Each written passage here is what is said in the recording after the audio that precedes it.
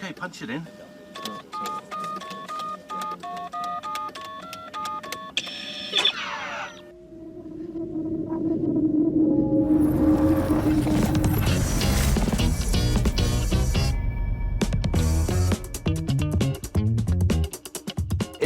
Es casi como una asociación de palabras. Brad Pack, década de 1980, viaje en el tiempo, energética.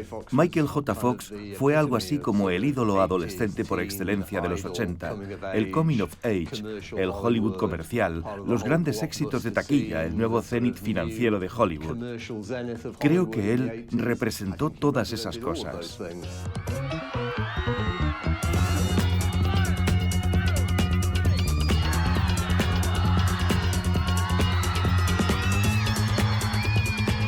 Se convirtió en el ejemplo más representativo de la escena hollywoodiense en aquella época. ¿Tiene la sensación de que esto no puede durar? ¿De que es demasiada buena suerte?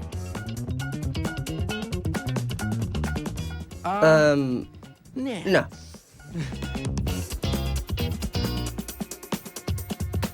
Solo vivo en el momento presente y hoy ha sido un gran día. Si mañana también lo es, entonces será genial.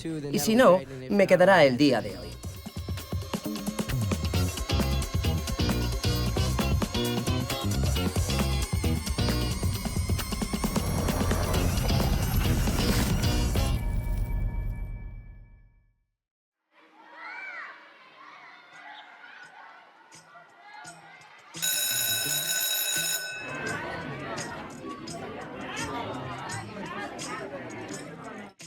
Empezó a actuar en el colegio porque era pequeñito. Sus amigos y compañeros eran mucho más altos. Era menudito y adorable, como un pequeño elfo.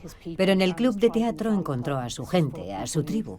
Estaba lleno de personas que querían fantasear, que lo veían como alguien diferente, más allá de su pequeña estatura. Y eso fue revelador para él. Descubrió que tenía una verdadera afinidad con aquel ambiente y un talento especial para hacer reír. Entró en una forma de vida que jamás imaginó. Según él mismo admitió, no tenía mucho talento desde un punto de vista académico, así que el teatro fue su salvación. Allí era donde estaban las chicas y donde sucedían las cosas interesantes, y pareció adaptarse enseguida. Había profesores de arte dramático y gente a su alrededor que le decían: «Eres muy bueno en esto, ¿quieres dedicarte a ello, tomártelo en serio?». Y un par de años después de empezar las clases de arte dramático en el instituto, ya estaba pensando en mudarse a Los Ángeles y Hollywood, la meca de la interpretación. Allí enseguida vieron su potencial.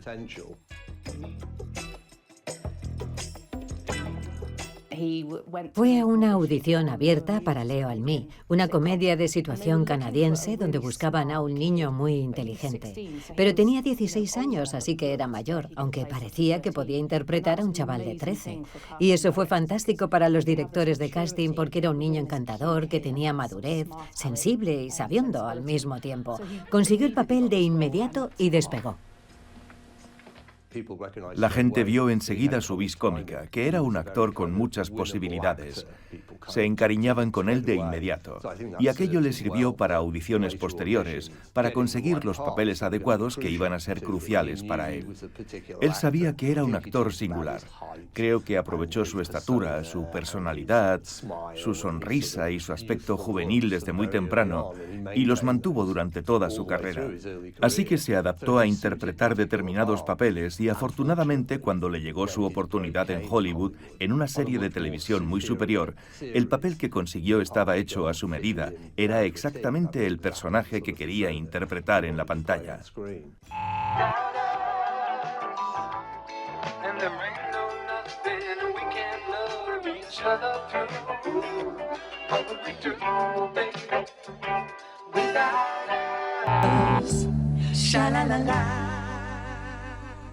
Enredos de familia fue una serie de un éxito enorme. Se lanzó sin demasiadas expectativas en muchos sentidos y, como confiesa el propio Michael J. Fox, al principio fueron pocos los que lo quisieron para el papel. Era una serie que no contaba con grandes estrellas de la televisión estadounidense de los años 80, pero rápidamente captó audiencia. Y ya en su apogeo, en las temporadas intermedias a mediados de los años 80, casi un tercio de la audiencia de la televisión estadounidense veía la serie. you, Mom. We're playing Monopoly.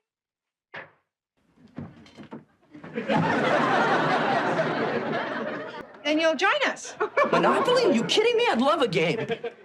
Iba a interpretar al hijo de unos padres hippies, partidario de Ronald Reagan, un personaje secundario y chistoso, pero rápidamente se convirtió en el centro de atención del programa.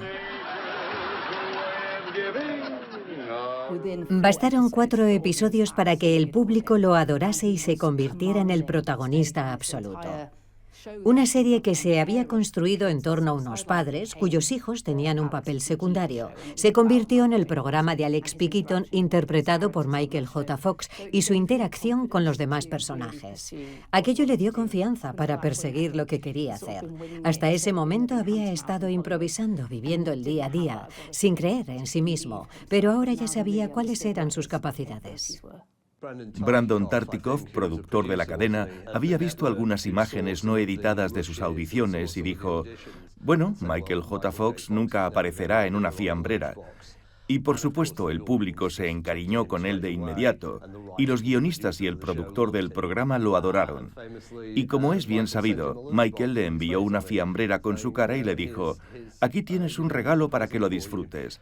Y Tartikoff, según cuenta la historia, aceptó de buen grado la fiambrera y la guardó en su oficina durante el resto de su carrera como recordatorio de que él había sido el que podría haber rechazado a Michael J. Fox, y Enredos de Familia nunca habría sido el enorme éxito que fue. Y durante ese tiempo no solo el público le mostró su cariño, también lo hizo la industria. Recibió 3 premios Emmy y un Globo de Oro durante la serie. Cuando me he levantado, todo ha pasado de ir a cámara lenta a ponerse a 1000 por hora. Me han pasado 1 millón de cosas por la cabeza, pero me aterraba pensar que podía olvidarme de alguien. Y si lo hacía, todos los que trabajan en el programa, los guionistas y todo el mundo son fantásticos. Estoy feliz. Sandy, ¿qué puedo decirte? He conseguido uno de estos.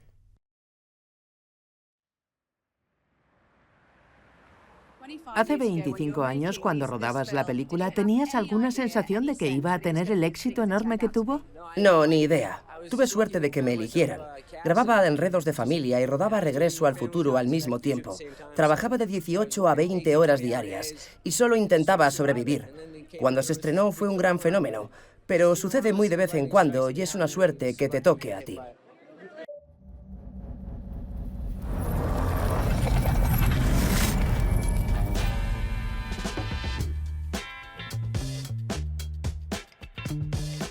De nuevo, según cuenta la historia, Michael J. Fox no era la primera opción para el papel. Steven Spielberg era productor de Regreso al Futuro y había contratado a Robert Zemeckis, que era un director prometedor en ese momento.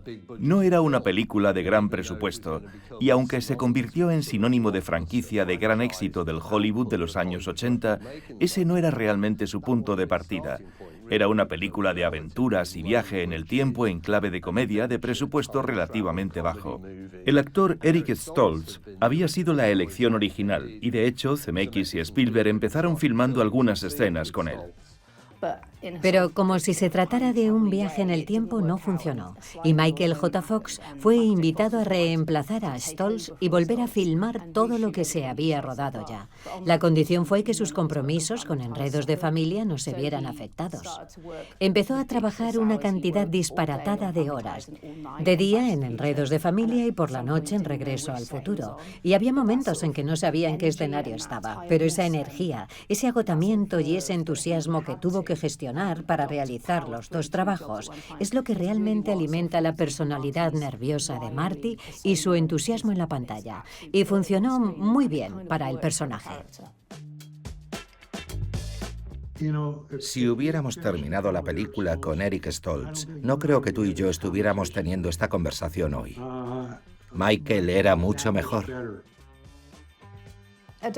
No puedo imaginar a nadie más. Lo que pasó con Stoltz salió a la luz después del estreno de la película y la gente ni siquiera puede creer que lo tuvieran en consideración.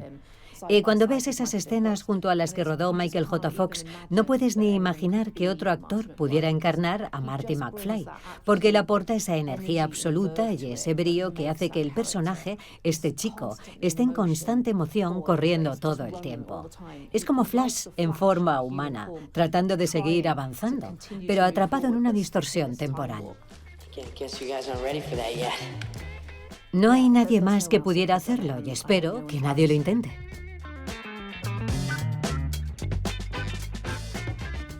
Creo que lo que Spielberg y Zemeckis identificaron desde el principio fue que Marty McFly, aunque no era un papel cómico, los chistes y las frases ingeniosas que decía necesitaban a alguien que encarnara a un muchacho despreocupado, inteligente y astuto, que sabía cuál era la historia, sabía lo que estaba pasando, pero al mismo tiempo tenía la capacidad de hacer que el público lo acompañara en esa aventura inverosímil, yendo hacia adelante y hacia atrás en el futuro.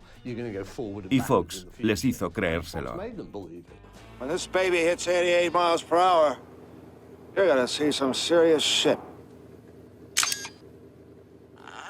Creo que una de las razones por las que conquistó al público de inmediato fue que tenía una química especial con Christopher Lloyd, el actor que encarnaba a Doc. Formaban el dúo central que impulsa la historia de las tres películas. Y sin esa química, en ciertos aspectos, las películas no funcionan fácilmente, se vuelven inverosímiles. Si lo piensas, es un poco extraño. ¿Por qué ese profesor loco es amigo de ese estudiante de instituto? Es un poco extraño, pero están ahí el uno para el otro. Y la amistad es algo muy importante en el cine. Nos encanta ver grandes amistades en el cine, y esta no es diferente. Marty hará todo lo posible para proteger a Doc y viceversa. Y juntos realizan una actuación excéntrica en el sentido clásico de la palabra. Y no olvidemos a Einstein. Doc tiene mucho que ver con él.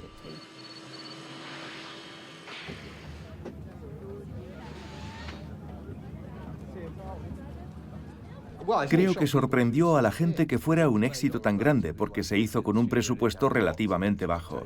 El estudio no tenía puestas muchas expectativas en ella. Pensaban que podrían obtener una ganancia modesta, pero era la idea perfecta de cómo debe ser una película taquillera de verano y el público la acogió de inmediato. Y creo que no hay que subestimar el toque de Spielberg. La capacidad de atraer a audiencias de casi todos los grupos demográficos es su gran talento. ¿Cree que podemos pasar ya?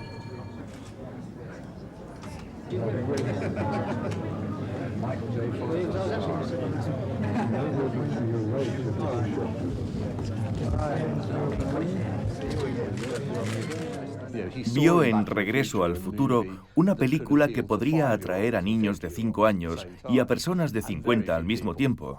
Y muy pocas personas son capaces de establecer esa conexión en un grupo tan amplio. Así que la película tuvo resonancia de inmediato y una vez que se logra ese impulso, la gente la escoge. Me encantó. Fui a verla al cine por una fiesta de cumpleaños y me fascinó. Y luego hice que mi madre la viera y volví a verla 16 veces en el cine. No me cansaba de ver lo que él hacía. La forma en que caminaba hacia atrás y su asombro y su gestualidad. Y esa manera de estar siempre en movimiento. Está siempre activo, lleno de emoción. Me encantó y volveré a verla de nuevo en el cine, cuando la pongan. Y si enciendo el televisor y está, pienso, solo veré esta escena, pero termino viéndola entera. Tiene ese componente mágico que poseen ciertas películas, que son siempre entretenidas sin importar cuántas veces las hayas visto. Fue número 1 en taquilla durante mucho tiempo en 1985 contra una competencia feroz. Hubo muchas películas que la desafiaron por el puesto número 1 durante ese año. Fue un gran año para la producción y para la taquilla en Hollywood.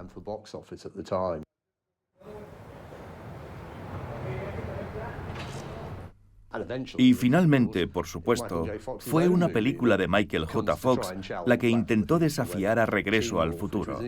Teen Wolf era una producción más independiente y con un presupuesto aún menor, que de hecho tuvo un éxito sorprendente. An explanation is probably long overdue. An explanation? Jesus Christ, Dad, an explanation. Look at me. Teen Wolf es una comedia típica de los 80.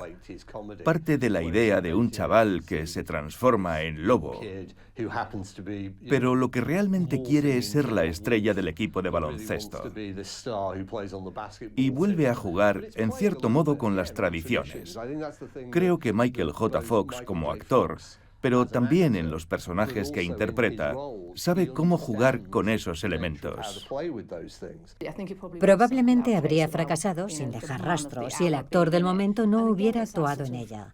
Y de nuevo es esa vitalidad que aporta al personaje. Cuando baila encima de la furgoneta es puro atletismo Michael J. Fox. Ese movimiento y ese brío. Y también el hecho de que consigue que te guste ese personaje. Tienes que apoyarlo aunque sea un poco idiota en algún momento. Michael J. Fox siempre te encanta en los papeles que interpreta y en ese sentido aportó mucho al personaje. Y creo que tenía esa habilidad de convertir un diálogo que a veces era mediocre en algo gracioso, que te hacía sonreír. You don't know that's a trumpet. We're all in big trouble. Trumpet, man, they've been lying to me all these years. Encarnó rápidamente personajes, quienesquiera que fueran, con los que el público podía identificarse y apoyar desde el primer minuto de la película. Había rodado Teen Wolf justo antes de Regreso al Futuro y el productor se apresuró a sacar provecho de su popularidad. Regreso al Futuro ocupaba el número 1 y Teen Wolf el 2, así que Michael J. Fox era el dueño del espectáculo.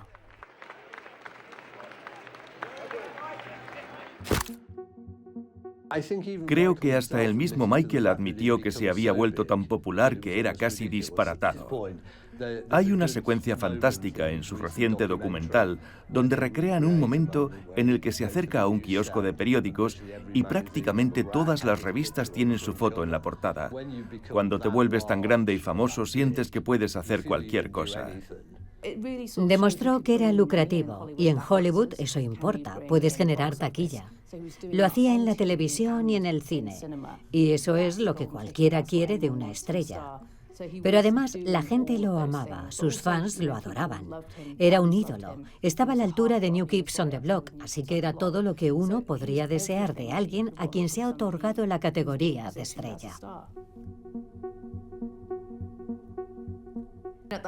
En el apogeo de su fama, Tracy Pollan llegó a Enredos de Familia como estrella invitada para interpretar a su novia, y él era la figura en el plató. Tras un descanso para almorzar, Michael detectó olor a ajo en su aliento y le dijo: ¿has comido calamares, cariño? Y en lugar de desmoronarse o reírse y pensar que Michael era genial, Tracy le espetó: eso es increíblemente grosero y eres un completo imbécil. Eso era algo que él no escuchaba todos los días. Y se enamoró de ella en ese instante.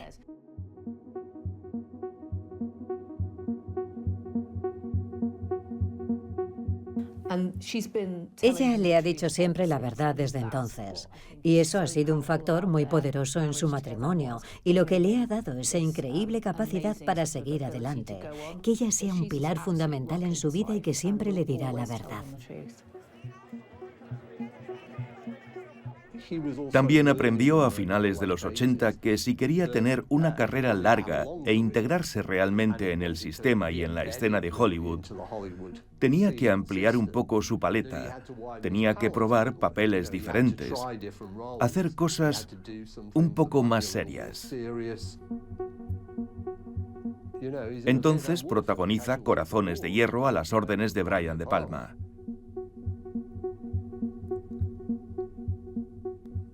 Y se asoció con bastantes directores, guionistas y productores notables a finales de los años 80, con una serie de películas en las que intentaba interpretar papeles que de alguna manera eran antagónicos con lo que había hecho anteriormente. Así que prueba muchas cosas diferentes para ver la reacción que el público puede tener al verle interpretar papeles más serios. En su haber, hubo bastantes críticos que elogiaron algunos de esos trabajos.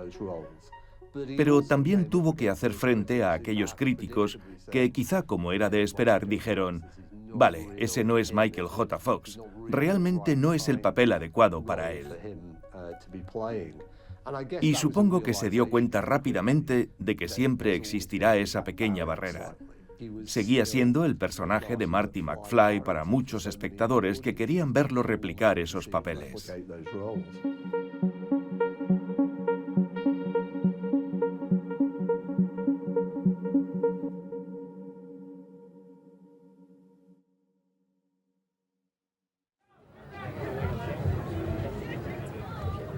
¿Cómo fue trabajar en la secuela? Fue una bonita experiencia, fantástica. Fue divertido porque había dejado atrás enredos de familia y a toda esa gente que conocía desde hacía 7 años. Y cuando volví para hacer Regreso al Futuro, me reencontré con todas esas personas que no había visto en 5 años y que formaban el mismo grupo. Fue una bonita continuación y fue una buena sensación. Trabajar con Bob de nuevo era como estar en casa. Trabajas con alguien que luego va y hace Roger Rabbit y no necesita estar contigo más de lo que necesita que lo empujen por unas escaleras, pero trabaja contigo y pone todo lo que tiene en ello. Creo que la película va a triunfar. Va a ser genial. No es inusual que cuando tienes una franquicia de 3 películas, la segunda entrega tienda a generar una reacción un poco más negativa que las otras 2. Regreso al Futuro 2 y 3 se filmaron consecutivamente durante un periodo de 10 u 11 meses. Zemeckis y Spielberg decidieron que querían rodarlas una tras otra y luego las montaron para que salieran 2 películas distintas. Es la típica secuela realizada a toda prisa debido a la popularidad de la primera película y desgraciadamente no se han tomado el tiempo necesario. Pero Regreso al Futuro era tan rica argumentalmente que la 2 trata sobre todo aquello que imaginas como espectador. ¿Qué pasaría si hubiera sido diferente? ¿Qué pasaría con Biff? Es el villano por excelencia y ver cómo podría ser tu ciudad natal en el futuro es algo con lo que fantaseas también. Tocaba los mismos temas, pero en una dirección completamente diferente.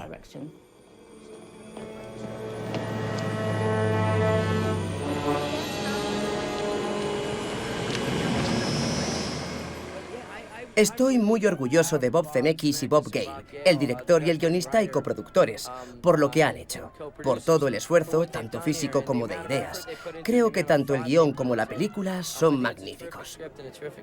¿Echaste de menos a Michael el año pasado? Sí, claro. Tiene una versión pequeñita de mí en casa. En miniatura.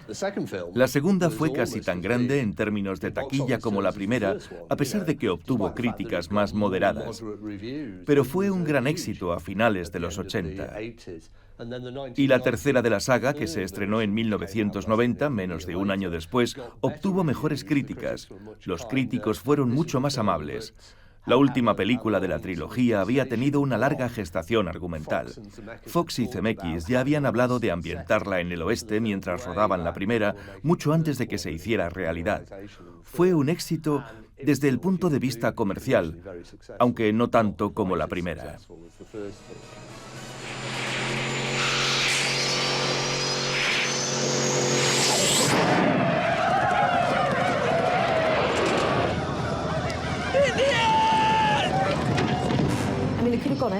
Podían haberla situado en cualquier lugar. Había miles de años con los que jugar. Podían haber retrocedido hasta la era de los dinosaurios. Pero se decidieron por el salvaje oeste, la época a la que a Michael J. Fox le hubiese gustado ir si tuviera un DeLorean que viajara en el tiempo. Y funciona, porque forma parte del cine estadounidense. Todos hemos visto las películas de género, desde John Ford hasta Clint Eastwood y toda la tradición del western. Así que el film se adentra en un paisaje que el público conoce, que no es el nuestro, pero que nos resulta familiar. Y es divertido porque el protagonista está de nuevo como pez fuera del agua. Michael J. Fox vuelve a encarnar varios papeles y le vemos confrontarse a sí mismo, lo que es también bastante hilarante. Would you like some water? Yeah. Las escenas que rodé interpretando a varios personajes fue lo más divertido. En la primera, Marty encarna el punto de vista del público, una especie de guía turístico de la trama argumental. Tenía sentido y lo disfruté. Pero ser parte integrante de las cosas extrañas que suceden a lo largo del tiempo fue una gozada. Fue muy divertido interpretar a mi hijo y a mí mismo a los 47 años con mi hija. En muchos aspectos, la tercera es casi la más inteligente y la más ingeniosa.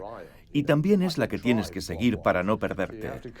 La trama es bastante compleja, así que tienes que saber a dónde van, quién es quién y qué significa. Es uno de los aspectos interesantes de la película. No es un simple refrito del original. Se expande un poco para abarcar diferentes épocas y diferentes momentos, y juega de forma consciente y muy satírica en muchos sentidos con los acontecimientos futuros actuales, los acontecimientos pasados. Por eso tiene ese atractivo cotidiano para todos los públicos.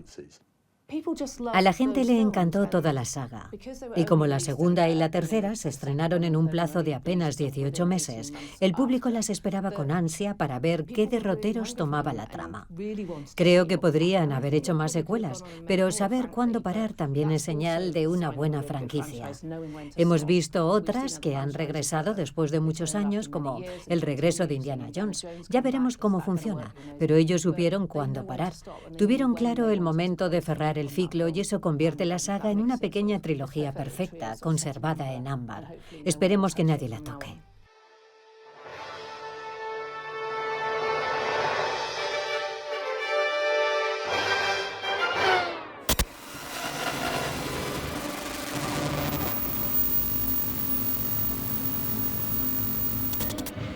¿Por qué no una más? Vale, creo que vas a tener que hablar con el sindicato de actores. Algún día. Porque no recuerdo haber recibido un cheque para promocionarlos. Es muy duro. Si estás dentro de esa burbuja y tienes un gran éxito en Hollywood, te van a llegar muchas tentaciones. Y él era joven, libre y soltero, al menos al principio, y se juntaba con el famoso grupo de actores llamado el Brat Pack. Ha hablado mucho de esa época en la que se definía como un capullo, rodeado de gente que le bailaba el agua.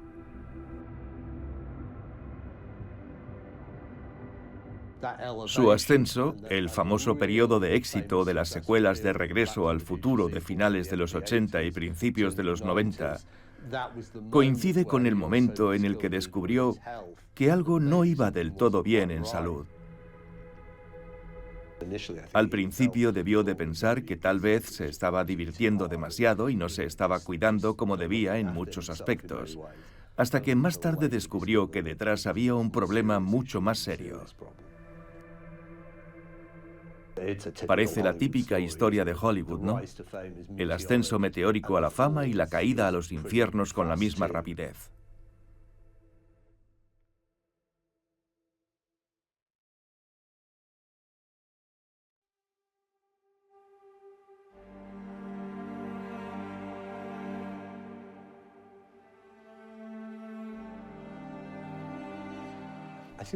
Uno de los momentos clave en su vida fue cuando le diagnosticaron Parkinson en el 91. Es un diagnóstico terrible para cualquiera. Después de los síntomas iniciales, cuando parpadeas menos, la cara se te queda inmóvil y empiezan los temblores. Pero para un actor es devastador porque son las herramientas de su oficio. Imagino que fue como una sentencia de muerte y el fin de su carrera. Al principio es extraño, la verdad. En Acción de Gracias, cuando saltó la noticia, fue un poco como encender la tele y ver tu esquela. Es una sensación extraña. Llegué a plantearme si la gente me permitiría seguir ejerciendo mi profesión. Hubo un par de interrogantes, una confluencia de cuestiones que se produjeron más o menos en el momento de su diagnóstico. La franquicia de Regreso al Futuro estaba finiquitada. Había tenido un gran éxito, pero se había decidido que no habría más secuelas, y él estaba buscando un nuevo rumbo. Ese elemento, unido al diagnóstico, situó su carrera en un punto indeterminado. En muchos sentidos, no estaba seguro de cuál sería el siguiente paso que debía dar. Es comprensible que se sintiera desesperado. El pronóstico no era bueno, la investigación no estaba tan avanzada como ahora y no había una luz al final del túnel para él. Así que ahogó sus penas en el fondo de una botella. En Hollywood existe una marcada tendencia a no revelar tus secretos, tus falacias o los problemas que puedas tener. Y el suyo se convirtió en un gran secreto.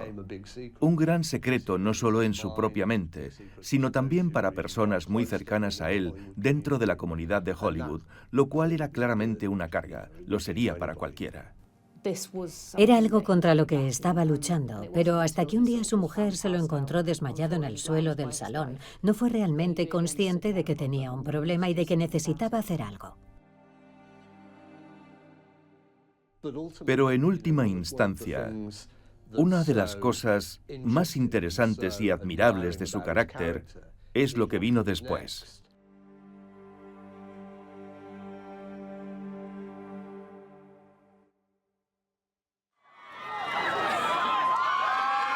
Sobre la alfombra roja, Michael J. Fox. Había estado dando tumbos en el cine sin llegar al nivel de Regreso al Futuro con el resto de las películas que hizo después. Y quería recuperar la sensación de tener el control, a lo que contribuyó también su diagnóstico.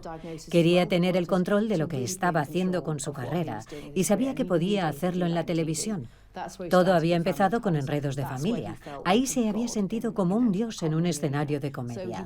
Así que hizo la serie Spin City y sintió de nuevo esa confianza, lo que le ayudó a navegar varias temporadas sin que nadie lo supiera. Y eso fue muy importante para él.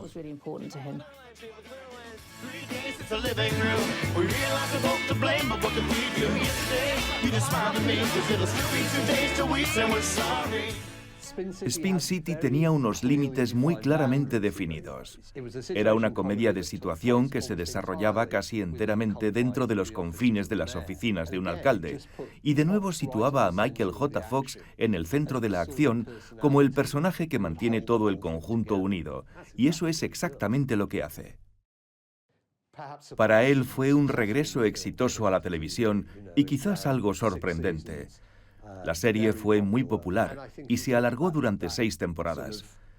Y creo que pensó que eso enfocaba su mente de nuevo. Enfocaba de nuevo su mente en su carrera de actor, pero también empezaba a enfocar su mente en cómo lidiar con su vida de ahí en adelante. Fue precisamente en el plató de Spin City donde reveló por primera vez a sus amigos, a sus colegas y a los personajes de la serie que tenía Parkinson. Fue la primera vez que lo hizo público, y a partir de ahí empezó a hacer campaña y a hablar sin tapujos del diagnóstico. Creo que tanto los actores como el equipo se dieron cuenta de que había un problema. Siempre llevaba algo en la mano izquierda, un bolígrafo, un abrigo o un maletín, o miraba el reloj todo el tiempo. Creo que iban a descubrirlo, y él quería controlar esa narrativa, adelantarse a los acontecimientos y ser honesto acerca de lo que estaba viviendo. Es un hombre que no quiere violines, es lo que dice siempre al respecto, así que quería asegurarse de que controlaba la narrativa de la historia entre sus colegas más cercanos y luego entre el público en general. Lo que pasó fue maravilloso. Recibí un montón de correos personales en los que la gente me decía, rezo por ti. Es una de esas frases típicas que solemos dar por sentado y nos tomamos muy a la ligera. Yo ya no. Puedo ver en los ojos de la gente que lo dicen de corazón y es tremendamente conmovedor. Decidió que no iba a rendirse ante la enfermedad y empezó a hablar de ella en ámbitos y lugares muy diferentes. Testificó ante el Congreso buscando mucha más financiación y mucha más atención para el Parkinson, que era una enfermedad poco investigada y conocida en ese momento. La gente sabía que era una enfermedad incurable, pero en aquel entonces no se invertía mucho dinero. Era difícil conseguir financiación y él transformó ese panorama. Con la ayuda de la medicación y un esfuerzo selectivo, aún puedo desempeñar mi trabajo, en mi caso en un ámbito muy público. Puedo ayudar con las tareas diarias y los rituales domésticos, pero no me engaño. Eso cambiará. En ese momento estaba al final de la veintena, a punto de cumplir los 30 años. Al principio creo que se dijo, bueno, he estado investigando un poco y me he informado de lo que es el Parkinson. Y lo único que se dice es que es una enfermedad de personas mayores. Nadie tiene Parkinson a mi edad. Así que creo que fue un shock, una llamada de atención, pero también un reto para Michael J. Fox, que pensó, vale, no voy a dejarme vencer por esto. ¿Y ahora qué? ¿Qué hago? ¿Cómo abordo todo esto? ¿Cómo lucho contra ello?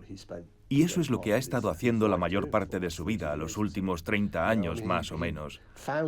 Fundando, además, la que se ha convertido en una de las mayores fundaciones sin ánimo de lucro de la historia. Nos centramos únicamente en la investigación. Hay organizaciones que se ocupan de los servicios a los pacientes y tenemos la suerte de que existan.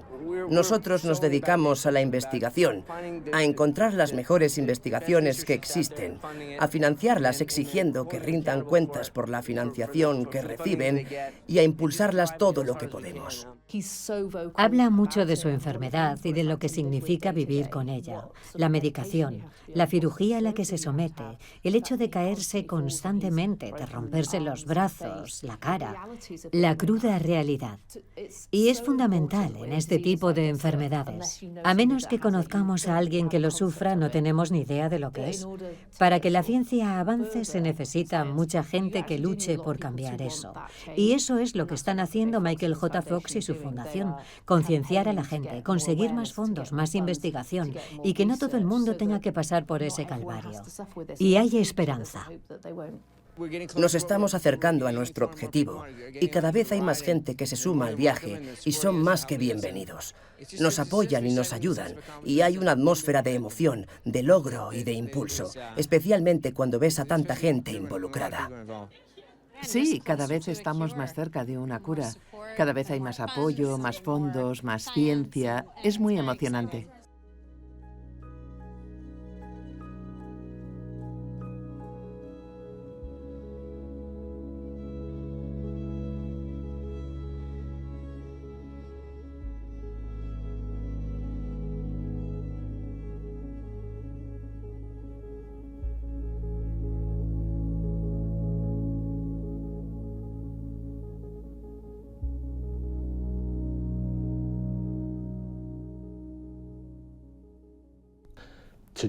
Hacer lo que hace y su determinación para seguir trabajando de muchas maneras diferentes es una de las cosas más relevantes de su carrera.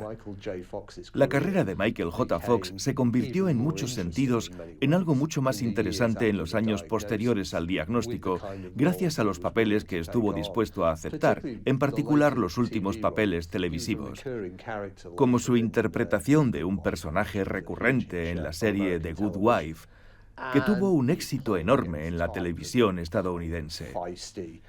En ella interpreta a un abogado luchador, más bien cínico y sin pelos en la lengua, y está genial.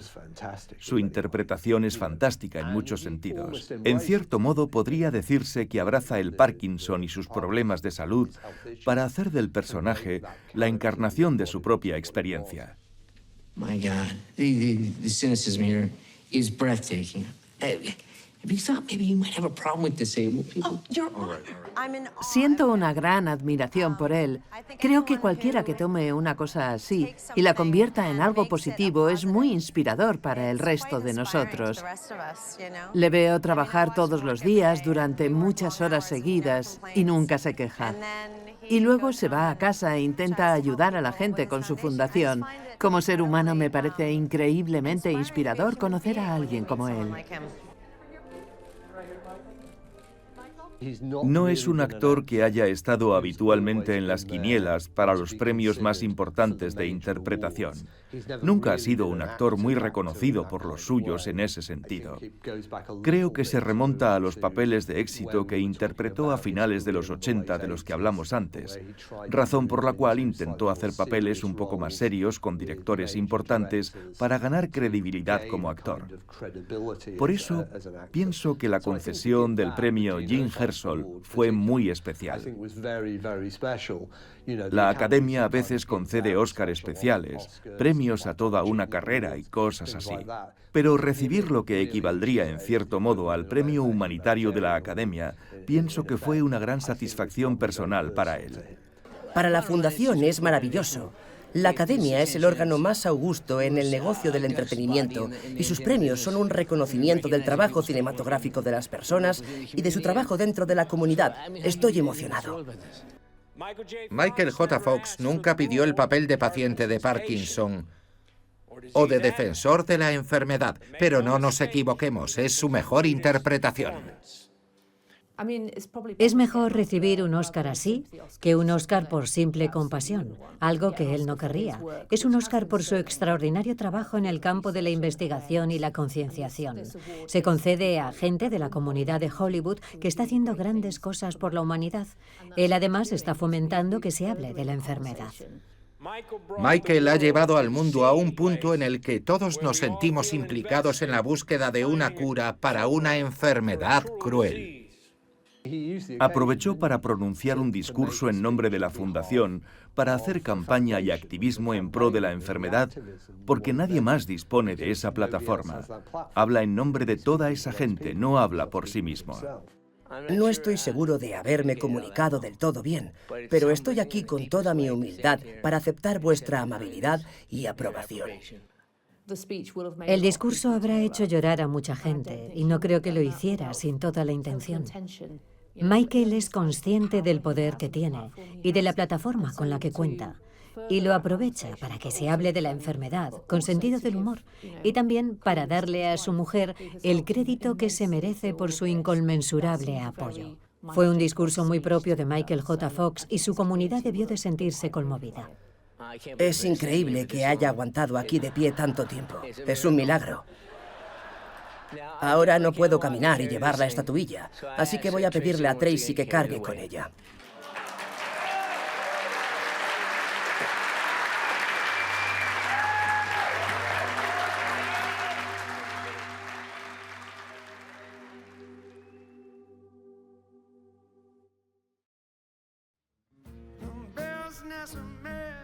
Regreso al futuro consolidó a Michael J. Fox incluso a principios de los 90 como una leyenda de Hollywood, eso estaba claro.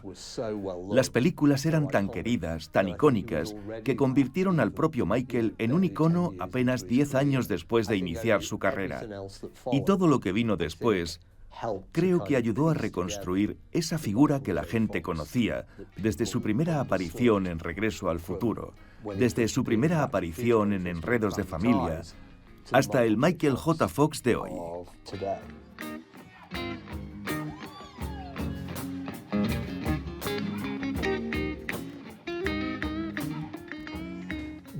No son realmente la misma persona.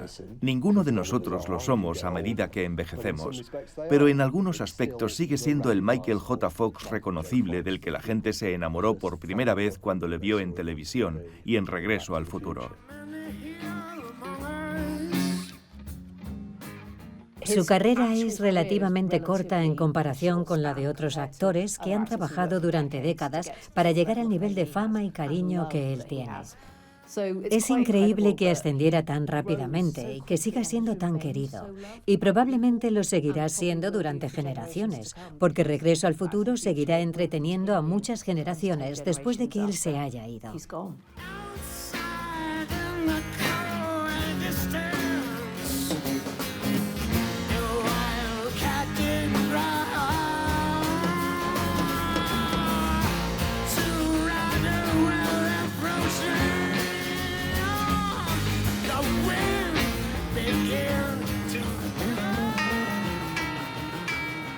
Es un gran modelo a seguir y un ejemplo de cómo una persona puede triunfar superando todos los obstáculos.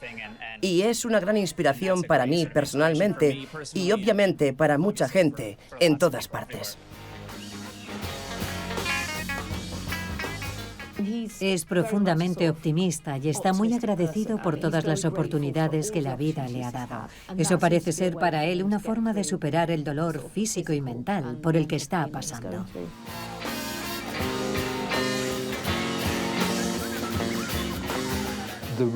El pesar por no poder actuar en la pantalla se compensa en parte con la decisiva labor que hace su fundación. Si ese fuera su único legado, sería ya más que suficiente.